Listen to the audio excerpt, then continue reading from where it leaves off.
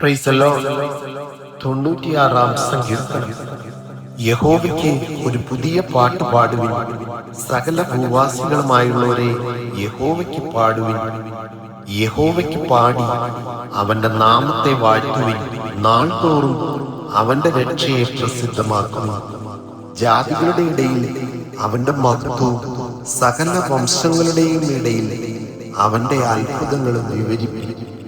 യഹോവ വലിയവനും ഏറ്റവും സ്തുത്യനുമാകുന്നു. അവൻ സകല ദേവന്മാരെക്കാളും ഭയപ്പെടുവാൻ യോഗ്യൻ.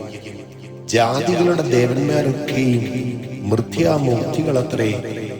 യഹോവയോ ആകാശത്തെ ഉണ്ടാക്കിയിരിക്കുന്നു. ബഹുമാനവും തേജസ്സും അവന്റെ മുമ്പിലും ബലവും ശോഭയും അവന്റെ വിശുദ്ധ മന്ദിരത്തിലുമുണ്ട്. ജാതികളുടെ കുലങ്ങളെ യഹോവയ്ക്ക് കൊടുപ്പിൻ. മഹത്വവും ബലവും യഹോവയ്ക്ക് കൊടുപ്പിൻ. യഹോവയ്ക്ക് അവന്റെ നാമത്തിന് തക്ക മഹത്വം കൊടുപ്പിൻ.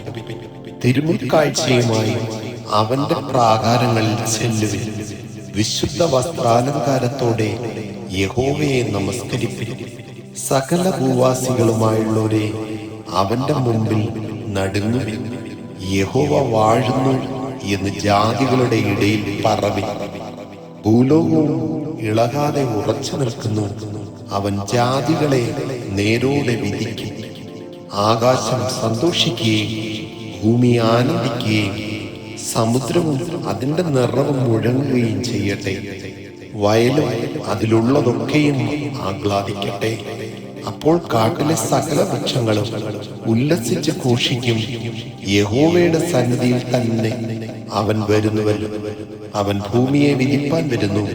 അവൻ ഭൂലോകത്തെ നീതിയോടും ജാതികളെ വിശ്വസ്തയോടും കൂടെ വിധിക്കും. ആമേൻ.